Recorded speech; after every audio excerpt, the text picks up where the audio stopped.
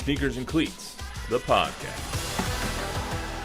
Welcome back from our week-off hiatus to the Sneakers and Cleats podcast. This is December 30th, Monday, episode 159. Hope everyone had a Merry Christmas. Happy New Year coming up on Wednesday. Guys, what's going on? Happy holidays. You're looking Merry at my Christmas. shirt. Happy New Year. I'm going to try and have a really unbiased discussion later about the Texas ASU game as I wear It's going to be a rout. ASU shirt. Okay. That was fast. Yeah, right. Actually, yeah, we expect you to be completely biased because I'm pretty sure Don and I will be on the other side of it. All right, cool. I can argue my side first. That's right. Perfect. Chuck, you came back from vacation. How was the Great White North? It was great. Great White and North? Yes. Montreal and Quebec. Quebec, eh? No, I'm really surprised myself with all this, just how really clueless I was that there could be that much of a culture change within a 40-mile radius of the United States. It's really fascinating.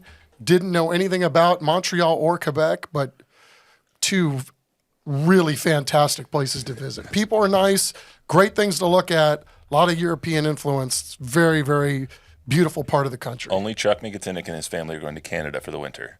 It's I would love to go to Montreal, but I would go in June. Yes. Yeah, that's what I'm saying. Like, why did you? It was winter. I was like, you looked really cold in the picture that you posted on Instagram. It looked freezing. It was cold. It never got above 20 degrees. Sounds like a vacation. Yeah. The beautiful thing was there wasn't a lot of wind, so it was manageable. Well, I mean, you like Green Bay and all that stuff, so Yeah. you've lived in that before. As long as you're prepared for it mentally and then act accordingly with layers, you're good. 2018 Super Bowl, we went to Minneapolis for a week, and the high was 4 all week. Ugh. They'll never have a Super Bowl there again. Don, I thought I was going to die. How was? Okay, dramatic. I thought. How was let me tell you how was your Christmas? They had the media. Let me just tell you this real fast. They had the media center at the Mall of America, which is a famous place in Minneapolis. And they had redone it, and that's where they had all the press conferences and everything. And so it's a mall, right? It's a giant mall, but it's a mall. We parked our More than car just a mall, yeah. literally within 100 yards, about 100 yards of the car to the door. And I walked from the car to the door, and in that walk, the juice in my eyeballs froze. Okay. Okay? So my eyes stuck. That's what we call painting a picture, Matthew. Okay. Very vivid. It was awful. And my nose was running. And the guy said, don't blow it because the mucous membrane's frozen in there. You have to go inside for a few minutes and let it thaw out. Otherwise, if you mess with your nose with it frozen, your mucous membranes will come out. I'm going to mute your mic. ENT talk. Done with this story. It was awful. Your eyeball juice was frozen. Anyway, so Minnesota's cold. Got it. How was your Christmas? Christmas week? Fantastic. Yeah. Lots of family, lots of fun, beautiful, lots of great food. I've got to get on a diet. It's overate like crazy. Yeah, same. Fun fact: I'm wearing this shirt because it was really funny. My wife's dad, and one of her brothers all got me the exact same shirt. Really? They did not talk to each other at all, apparently, and they all got me the exact same shirt. So I'm keeping 2 of them, and Jordan's Is that a sending medium? it. Is that a medium? Yes, exactly. They all got me the exact same style, exact same size, exact same shirt. It was really, really funny. So, This DNA thing's a real thing. I know. Man. Right? They make a. There's 10 to 4. There was like 10 to 12 different Big 12 championship shirts. They all chose the same style. It was really funny. I didn't know they went up to like Sasquatch. Yeah, they make triple XLs. I got a quad. You know.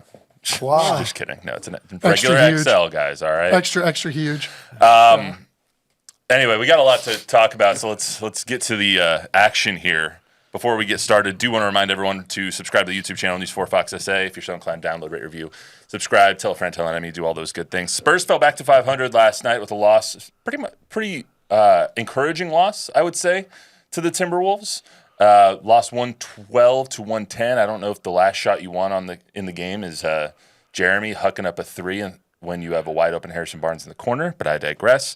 Once again, though, Stephon Castle's minutes were dwindling. 8 minutes for the rookie last night, which I think is a season low. I could be wrong on that, but I'm pretty sure it's one of his lowest usage rates of the entire season. Ever since Devin Vassell came back, his minutes have been dwindling, so we'll talk about if they should be getting the rookie on the court a little bit more. Plus, De'Aaron Fox on the trade block, it seems, could be a target for the Spurs. How much would it take? Is that something we would want to see? We'll talk about that coming up. Plus, the Cowboys lost to the Eagles yesterday. They fall to 7-9, securing their first losing record since 2020. Their fourth losing record in the last 20 years, so not something they do very often. I'll ask the question, are they closer to a rebuild or a Super Bowl? Something that be considered here with the way this season is going. Go over some New Year's resolutions. What should be the Spurs' New Year's resolution for 2025? What should be the Cowboys' New Year's resolution for 2025? And the Longhorns playing Arizona State on Wednesday in the college football playoff quarterfinals in the Peach Bowl. If they lose, was the season a failure? Plus, give the his face. Failure. Plus our thoughts on the college football playoffs so far, and I made a really shocking Christmas movie revelation over the holidays that I just have to get off my chest. So we'll talk about all that. No trivia because we have so much going on. Let's start with the Spurs. Castle once again seeing his minutes diminished. 8 minutes last night against the Timberwolves. Since Devin Vassell's return, the former NBA Rookie of the Year frontrunner, averaging only 8 points, 2.4 rebounds, 3.4 assists. All of those averages down significantly since Vassell returned. He's fallen to third best odds for the Rookie of the Year. Don, I know you feel strongly about this, so I'll start with you.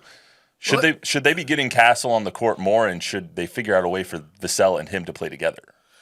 Well, they were better as a team when he started and played 28 minutes, and he was averaging 15 and 6 and whatever, and was Rookie of the Year candidate for sure.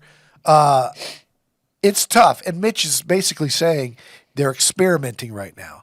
Jeremy was out with a thumb. Devin was out with his thing. They're both getting minutes. They're trying to get Champagnie minutes. There's too many minutes or too few minutes to go around. As he said, it's a good problem to have. I think they're making a mistake with the wrong guy taking the brunt of it.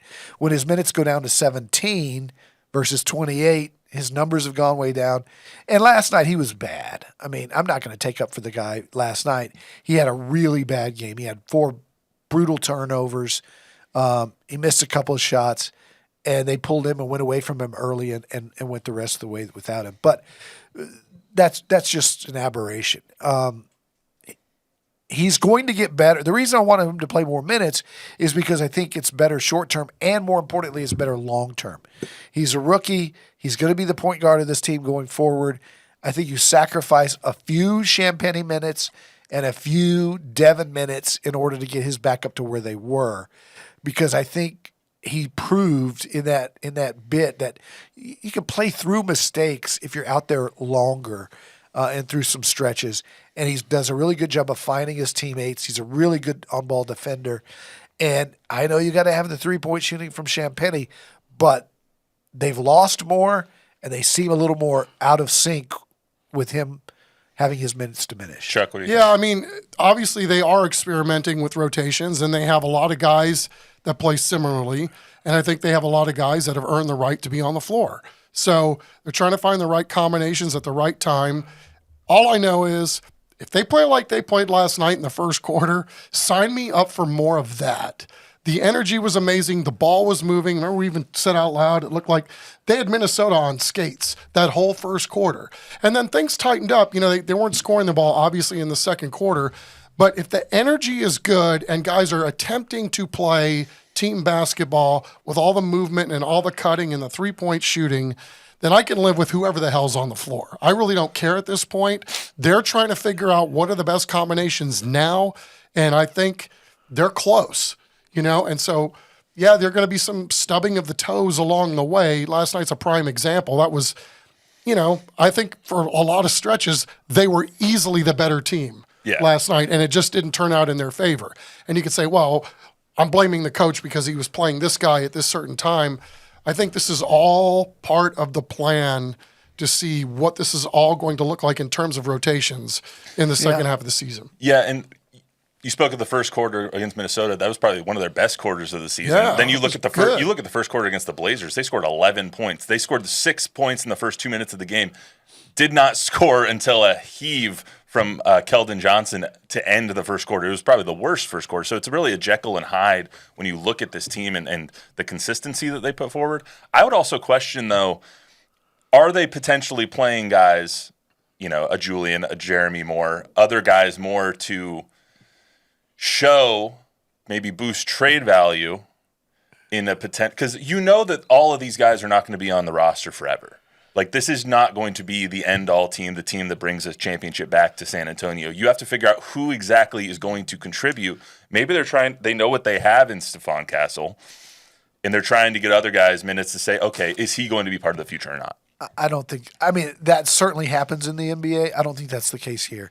I think this is a young team, a young coach trying to figure out the best combinations. And I think it comes from on high from Brian and Pop of what they're going to want to do. And I'm just surprised. I thought that Castle had made enough. Of course, he is a rookie. And, of course, he has struggled at times. But yeah, I think there's a lot in play here too, because the statistics and the analytics and all that. You have to have 3-point shooting, and Champagnie gives you that. But he also gives you so many other problems defensively, decision making. He had those 2 awful turnovers that cost him a game. He's not a good enough 3-point shooter to justify the minutes he's playing if you're just solely basing it on his 3-point shooting. Which means that Castle and these other guys need to get better at shooting threes, and they will. And there will be some moves made because they just have a log jam on the roster at that point. And I'm not saying that they're not doing that. I've been around the NBA long enough to know that kind of stuff happens maybe for a week right near the trade deadline, but most teams don't go about their business this early trying to shop guys by giving them extra minutes. Well, let me ask you this, Chuck. Is Devin Vassell a benefit to this team or more of a detriment to the development of some of the younger guys? Is Devin Vassell a key contributor long-term for this team? That's a fair question, and to answer, I really don't know at this point because, there were times when this team was really playing well when you could argue, their 2 other highest-paid guys weren't playing. So part of this transition is also for Devin Vassell, right? He's got to learn to play with other guys, when to move the ball, when to drive, when to kick, when to take it all the way to the hole, all of those different things. So some of this is like we're not changing the system to benefit a guy. We're running our system. Our system will benefit everybody, and some of this is on Devin to learn how to play well with others as well. And I love Chris Paul's role in that. Chris Paul is not afraid to tell Devin, to call him out. Mm-hmm. And look, I'm a fan of Devin. He's way too talented to be considered a detriment. To your point, though, sometimes he's a ball stopper, and he'll over dribble and he'll force bad shots. I've been a critic of his as well, but he's way too talented to be considered a detriment. He's the Spurs' second best player at this point. Castle will pass him up in time, but I think if they have 3 untouchables, and I'm not sure they do. I think they have 2. I think they have 2. But he would be the 3rd if they do have 3, and they like him a lot. He just has to learn, and I think he is. And thank goodness there's guys like Chris Paul to keep him in check because Devin Vassell unchecked will be Dominique Wilkins. What is his is he a low IQ player or is he just not taking the coaching? Like why does he continue? I mean, if you're going to talk about who's like earned more bench time, I can't see anybody in the team more than him. He seems to screw up things on the court in my eyes, and more than anybody else. So what more is than Zach? Besides Zach, well, right. I don't know. I like Devin. I think he's a bucket. In this league, you have to have a guy who's a walking bucket. Look at the end of the Knicks game and Mikal Bridges, how he took over that game. Look at Ant, how he took over the Houston game. You have to have a guy who can take over on the perimeter and create shots and clear out, and this guy's going to get you the game winner. Devin is the only guy on the Spurs roster who has that physical makeup. Wemby is not there yet as far as ISO, go to him, and guaranteed bucket. My problem with Devin, and I like Devin a lot. I think he's a really talented player. I think he at times meshes well with this roster. However, I think Devin thinks he's the Aaron Fox, and he's not. Agreed. Devin thinks he's up here when he's really a tier B kind of player. Agreed. He thinks he's a tier A player, and that's kind of my issue with him. Sometimes is you guys let me handle this, and he can't handle it sometimes. You know what I mean? Agreed, but I'd rather him have that mentality than be hesitant. Amen. I mean, Fair you enough. have to have got to have a little of the dog in you. I mean, But they do- It's easier to reel that in, I would think, than to make somebody go that But they way. got to get Steph on the court. Like True. This team is going to go as far as the younger guys like Steph and Wemby take them. Steph has to develop, because if he is that untouchable player that you will not trade under any circumstances, like Wemby is, then he has to be a guy that you're continuing to develop on the court, and we have to see that development. You can't stunt that growth with somebody, no matter who it is, getting on the court ahead of him. I'm all for that. More So, minutes for Steph Castle. This does lead to a discussion about trades, though. Mike Brown fired in Sacramento. We can. That was a Sacramento decision. If you ask Mike Malone, I don't think anybody liked the decision or knew that one was coming with Mike Brown fired. He was basically fired over alleged issues with De'Aaron Fox, I guess. They were talking at practice, so you can take that for what it's worth. Fox denies it. Yeah, Fox denies it. Then apparently there was reports that Fox asked for a trade. He's denying that too. The organization's denying that as well. But that leads us to the Spurs being connected to De'Aaron Fox, because the Spurs are going to be connected to anybody because of all the assets that they have. They have young talent, and they have a crap ton of picks. So I've seen you go back and forth with a couple of people on Twitter about this, so I'll start with you. De'Aaron Fox. Yes, the right player. No, the right player. And what's the price that you would pay? Yes, the right player at the right price. What's the right price? Okay. Look at recent history. Rudy Gobert went to Minnesota. This mic gets closer to you every 2 minutes. Rudy Gobert went to Minnesota. Utah got 5 first-rounders and a couple players. That was an overpay. Mikal Bridges, who looked very much worth it the other night against the Spurs, Right. went from Brooklyn to New York for like 5 number 1s and 2 players. And De'Aaron Fox is a better player than both of them. I think he's very much on the same level as Bridges for sure, right? If you were to tell me that the Spurs are going to give 5 number 1s and a couple of players, one of those players could not be Steph Castle. And I'm not sure about 4 number 1s. And I've been told that that's way too high a price tag based on the leverage that Fox now has after turning down the extension and is going to be a free agent soon. I don't know if it's the end of this year or into next year. I think it's the end of next year. But they're going to want to get something back in return, and they're not going to have the leverage to ask for 4 or 5 number 1s plus Devin and Sohan, or Devin and Castle, or even Castle and 4 number 1s. But if the price was 3 number 1s and Sohan, yes. The trade work. So I was playing around with the trade machine a little earlier, just playing with the money, and it helps that De'Aaron Fox is not a very expensive player at this moment. Right now, he's on a $34 million deal for this year. He has a $38 million for next year. He's a 27-year-old point guard, so he's only on a second deal. So his max is going to come after next season. So you have to kind of factor all that into trading for him, because if you're going to trade 5 number 1s and Devin Vassell or whoever it is, you have to factor in the max contract that you're going to be giving De'Aaron Fox next year. Sure. So trading Devin for De'Aaron Fox, you would have to add in maybe a Sohan. You would have to add in somebody with like a $7 million cap hit. That basically equates out to Sohan or Malachi or Stephon Castle or someone like that. If you're going to trade for more than that, then you have to play around. My trade thing, though, is 5 number 1s and Devin Vassell. Who says no?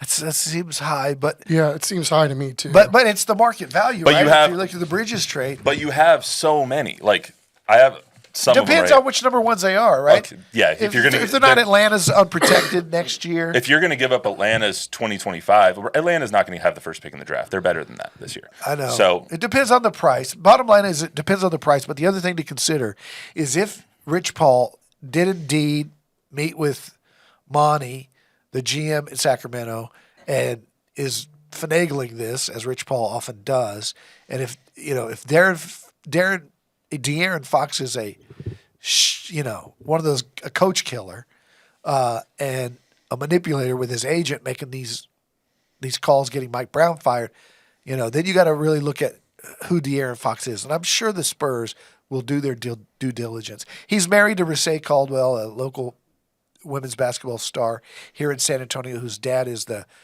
OG women's basketball AAU coach in town.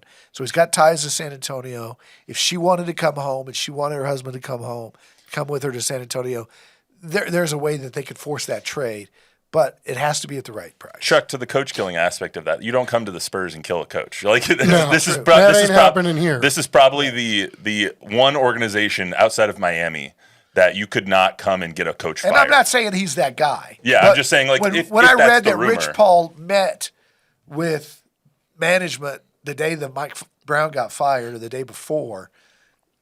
They also have crappy management. Like their owner has done this before. This is their fourth coach since 2016. Sure. Like, yeah, and I mean, it's strange how everything has changed in this league so quickly, right? Because the superstars are few and far between now. And we saw even with the latest draft, the Spurs weren't even willing to take a guy in the top 10 with one of those first-round picks. So how valuable are those picks? Well, to your point, it now means you got to send 5 of them in order to get the quote-unquote superstar player. I think that's going to be the asking price, is at least a player in 5 firsts. To me, I look at this team, I don't think they're far away. With all the assets that they have, man, I'm still playing the long game. I'm just not doing it. There's no reason for them to make this leap right now based on what I see with my own 2 eyes. But they may feel differently, obviously. That's why But here's the thing. De'Aaron Fox is the long game. He's 27. He's going to be on your team for the next decade, hopefully. He'll be in his prime for at least the next 5-6 years, which plays into the Wembanyama timeline. I always go back to, especially with the Spurs thinking, there's only certain guys that are worthy of max contracts. And they look like Tim Duncan. They check every single box. Does this player check every single box? I don't know. We're not in that NBA anymore, though. Guys get max contracts. That's true, for being but we're talking about the Spurs do Brian their business Scalabrine differently. got paid $20 million a year. But the Spurs do their business a lot different than everybody else. I'll go back to this. I think, and I was with you when I originally put that tweet out and got killed by Spurs fans. And I'll admit I was wrong because I didn't reconsider that the market that we saw for Bridges and for Gobert and others may not be the same market for Fox because of his leverage. In other words, the Kings might have to take less for otherwise not get anything back in return if he just decides to play it out and be a free agent. So if it's 3 number ones and Devin, yes. If it's 4 or 5 number ones and 2 players, I really have to consider it. Because you got to remember, Castle might be better than De'Aaron Fox. In time, Castle looks to be the real deal. So it's a delicate thing of what the price is. They also have their contracts are a little weird. The only other guy that really works, because you're not going to trade Sabonis, obviously, is Kevin Huerter. And I think that he could actually help the Spurs a lot, too, in terms of the three-point shooting aspect of it. So let me just pose this trade to you. Kevin Huerter and De'Aaron Fox for Devin Vassell, Zach Collins, and Jeremy Sohan in 4 number ones. It's too high. I think that works, and I think that's great. It's too high because the longer this goes, the more leverage Fox has. I say if I'm the Spurs, keep racking those assets. Every year you've got fresh assets. You go into an offseason with those. You're not going to make all those picks, though. You have 14 number 1 picks in the next 6 years. Right. 3 number ones, and they're not the Atlanta number ones, yes. What about 4 number ones, and one of them's an Atlanta number 1? No. No. I love Fox, too. I do, too. Who doesn't? I think that he could be the missing piece. Like I think that highly of De'Aaron Fox. I do, too. He is a phenomenal, in his prime, point guard that could take this team to the heights that they think that they can reach. But if you're the Spurs, you can drag this out. You can continue with Chris Paul for the rest of this season, even next season. I'm not saying that. Chris Paul. You could tell Rich Paul and Fox, you really want to come to San Antonio because your wife lives here. Just go into free agency. God, now he's a 29 point guard, and you're not getting his prime. I mean, you're getting a little bit of the prime, but you're just missing out on this year and next. All right. Well, let's get to the Cowboys real quick. So, already going a little long. Cowboys lose to the Eagles last Well, night. you got Or, War and Peace here, my friend. I mean, this is This is Tolstoy-esque. We've been off for a week. Okay. I have a lot of things to say. Jordan's sick of talking to me about this that's stuff. fair. So the Cowboys lose yesterday, 41-17 in a game that it wasn't even that close. It was pretty much over from the first drive when Cooper Rush threw a pick. So they're going to finish at least with at least 9 wins, maybe 8 and 9, 7 and 10, which would be spot on for your prediction there. I think, Don. I think you predicted the 7 and 10. I think Washington's going to hose me because they're not going to play anybody. Yeah, probably now not. that they've clinched. So it was a season. It was a season with a few bright spots, but one that was mired in incompetence and inconsistency and injuries. It's a lot of I words. I mean, it all just came to my head. So Be so incessant. my big question here is: are the Cowboys closer to a rebuild or championship contention? Because they're right in the middle. I think a lot of this looks like fool's gold this year, right? I mean, to think that they were able to cobble together the last 6 weeks like they have with that roster, sure, gives you a lot of hope, right? That if nothing else, you're going to have a really deep team next year with a lot of guys that have, really showed out. But there are a lot of these guys whose contracts are up that are now going to command dollars because they extended the value of their current contract. So a lot of these guys that are playing really well right now are going to be able to go get another job somewhere else next year, and you're not going to have those guys. I mean, I believe Jordan Lewis is working on a 1-year deal, right? Mm-hmm. Who wouldn't want that guy on your team? Including maybe Mike McCarthy. Right. So Mike McCarthy's going to field other So I don't offers, know. so. To me, it feels closer to a rebuild in a lot of ways, but I just whatever they were this year, I was just full of amazement and surprised that they were able to play and be as competitive as they were down the stretch. Did not see that coming. I thought this was going to be a disaster when everybody started going down. I think you can make the argument that they're already in a rebuild. If you look at their roster and you look at the guys on the field, I'm looking at the program trying to figure out who these guys are. I mean, who's Booth? Andrew Booth was traded by the Vikings. Anyway, in the training camp. Mingo and Booth and Pride. all these guys on the it's like no, I was a Lone Ranger here going into the season thinking they were a bad football team. Hey, I said they were a bad football And team. to Chuck's point, they were better. They played, and this is why McCarthy probably deserves another contract. They played way better than their talent, and but no, this team is nowhere near a Super Bowl contender. But can you be a rebuilding team with the highest paid player in the NFL history, the second highest paid wide receiver That's in NFL what's going to make history? that difficult, right? Like, how can you say that a team is going into a rebuild or is retooling or is doing any of those things and is not a championship contender when you have 2 of the 3 highest paid players in the entire league? Like, it's Jerry, man. It's star power, and we just beat this horse to death in the off season, and it right up until day 1 of the season is like Jerry says we're all in. We're going to roll the dice. We're going to make them prove it. Dak could get hurt. He could do this, and then the day before the season, game day of the season opener, he announces this $200 million contract. And had he done what he said he was going to do and had everything transpired the same way, would he give Dak Prescott that same contract today with a hammy being torn off the bone, with him being going into year 9, seeing that they could go almost 500 with Cooper Rush, knowing that they have no running game, no offensive line, all these kind of things? Would he have spent his money differently had he just stuck to his guns instead of bowed to giving Dak that deal? And I don't think Cooper Rush is your franchise quarterback. But if you were to tell me going into this season that Dak wouldn't play a single game, Cooper Rush would be your starting quarterback all season long, and you'd have Saquon Barkley or Derrick Henry or Joe Mixon, another receiver and another star offensive lineman, would the Cowboys be better? I think you could make the argument that a more well-rounded team without a $60 million quarterback. Look at Sam Darnold making $10 million in Minnesota. Look at Baker Mayfield on that 1-year deal last year in Tampa Bay making $6 million.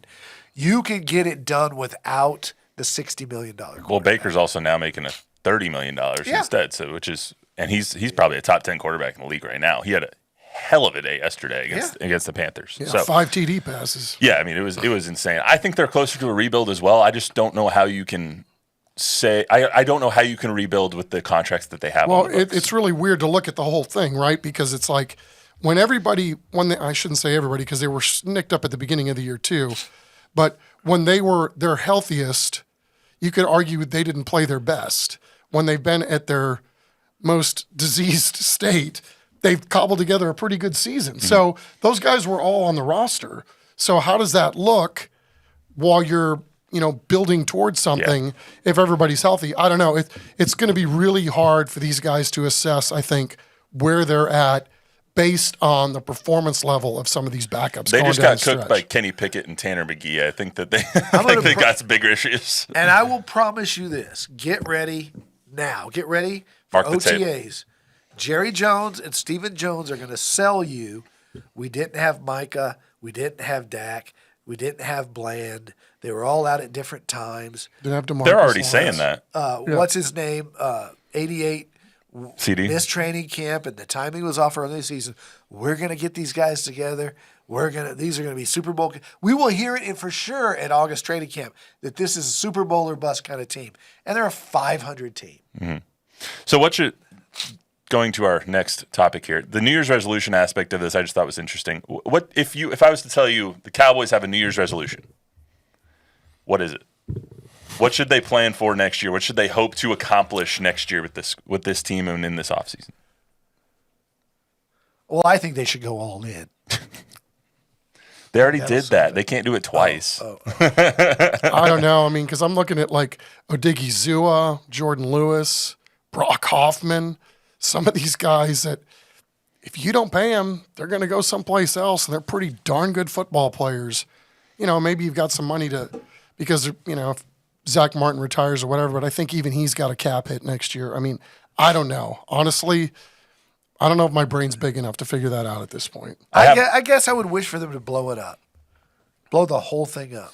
Coaching staff, eat Dak's money, find a trade for him, blow the whole thing up, start over. And what about the Spurs? So, and that's really where this question came from for me, is basically because if I was the Spurs, my New Year's resolution would be to find which young players I want on this team. You're not going to keep everybody. Is it Malachi? Is it Wesley? Is it Champagnie? Which of these guys are going to be the key contributors to a championship team, and figure out a destination for the rest of them to go afterwards? That would be my key for 2025 for the Spurs. And that goes for this year and this season and for next season. I just want max effort from those that are on the court 100% of the time. Play as hard as you can for as long as you can before they sub you out. And play like there are others around you that can make you better and you can make them better.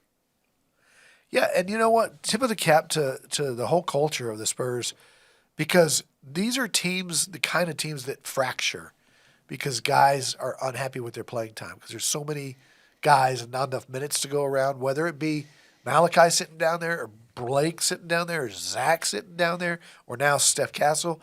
These guys are all in. They're clapping for each other. They're waving towels. They're together. And you got agents, you got parents, you got all these people saying you need to be playing more and blah, blah, blah. And, it'll be like the Lonnie Walkers of the world. There will be guys that won't stick, that will move on. Malachi looks like they're giving up on him. Blake looks like they might be giving up on him. So those things will happen, especially with their first-round draft picks coming in. A Stephon Castle will move out, one of those kind of guys. And so I agree with you. You got to figure out exactly who those guys are. Let's quickly do college football playoffs because I want to get to the last thing because it's funny. Texas playing Arizona State in the Peach Bowl on Wednesday. Both of you guys think it's going to be a killing. Why? Texas's defense. It's not common. They play with a physicality and a relentlessness that I don't know that ASU has seen much of this year. They got probably five first rounders on that defense. They got the Thorpe winner. They got Hill and Simmons are going to be first-round picks. Their interior defensive line, Broughton and those guys, I think they're second in the country against the run. I think Arizona State is good. I think they're too one-dimensional with Scadaboo. I think they're able to shut down Scadaboo. They're able to dominate the game. I think that the game is closer than a lot of people will think. The Clemson game was a lot closer than a 14-point score. Like they were about to make that a 7-point game until they got stuffed on the goal line. I think that Texas is a really, really, really good football team that turns it on when they have to. So I think that they come out and they might not play their best game. Arizona State, this is their Super Bowl. This is further than anyone thought they were going to make it this year. Their win total was 4.5. Kenny Dillingham's going to pull out all the stops. So I could see this being like a tie game, maybe a 3-point game at halftime, and then the Texas running away with it in the second half kind of thing.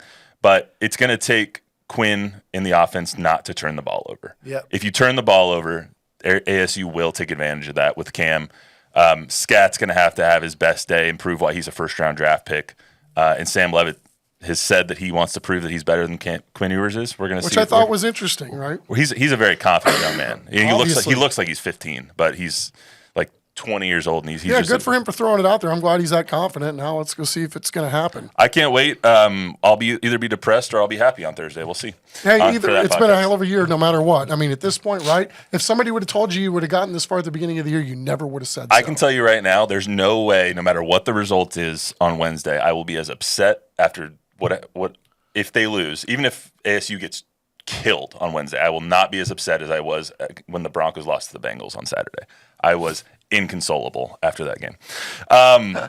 So Jordan and I made a really, really interesting revelation on Christmas. Christmas happened. It was just Jordan and I. And so we watched a movie, and we were like, neither of us have really watched. Movie? We watched Die Hard. Okay. Neither of us have ever watched Die Hard all the way through. Oh, all the way through. I love it. I love it. So I've seen parts of it. I've seen the Yippee-Ki-Yay. I've seen all that stuff, and my feeling about it was always that it was not a Christmas movie. I've come to the realization that even though I don't want it to be, Die Hard is a Christmas movie. And it really hurts me to say that because I don't want it to be a Christmas movie. People are getting their heads blown off, and buildings are catching on fire, and buildings are being exploded. It doesn't have a Christmas vibe, but the key plot point is the Christmas party. It is a Christmas movie. Now you got to watch and that's the second one, right? There's 4 of them. Yes, but the second one also is built around the holiday season. So, do you guys think Die Hard's a Christmas movie? 100%. Yeah. Interesting. I just never thought of it that way. I was like, people are getting their heads blown off. Like, why would this be a Christmas movie? Welcome to the 21st century, dude. You know, it was little Matthew just evolved from his cocoon. I know. It's cute. Jordan and I were sitting there after we watched the movie, and we were like, damn it. It is a Christmas movie. the friendship with the cop, the Twinkie eating cop. Yeah, it's Christmas. It changed my whole worldview. Now I might think that the first Lethal Weapon's a Christmas movie. Who knows? Sleeper for you young folks. Sleeper Christmas movie. Young folks. The Family Man with Nicolas Cage and Téa Leoni. Bob, any take? Really underrated. Any take on Die Hard? I just wanted to wish everybody a very happy National Bacon Day. Today is National Bacon Day. Bacon Day, yes. Oh, wow. I had turkey bacon this morning. Does that count? No. Well, I don't have any bacon. Didn't have any back bacon in Canada. Had a lot of maple syrup, though. Tom's in house. Shout out Tom Guerrero. Hey, also shout out Oscar Zamora. Shout out Oscar shout out Zamora. Oscar. Last day party at 3 o'clock. 73 years. What'd you say? 73 years. What is it, like 37 years? It's 39,364. He's one day short of being 40 years. Jesus. He should stay one more day. Honestly. I think he's here tomorrow. He told me on his last day it'll be 364. Interesting. Anyway, that's all we got for you. I know that was a lot that we crammed into about 35, 40 minutes here. But that's all we got for you today on the Sneakers Cleats podcast. Remember, download, rate, review, subscribe, give us a 5-star rating, tell a friend, tell an enemy. We'll be back on Thursday to talk about the playoff, Cowboys, Spurs, all that stuff. And remember, forks up, horns down. See you then. Forks.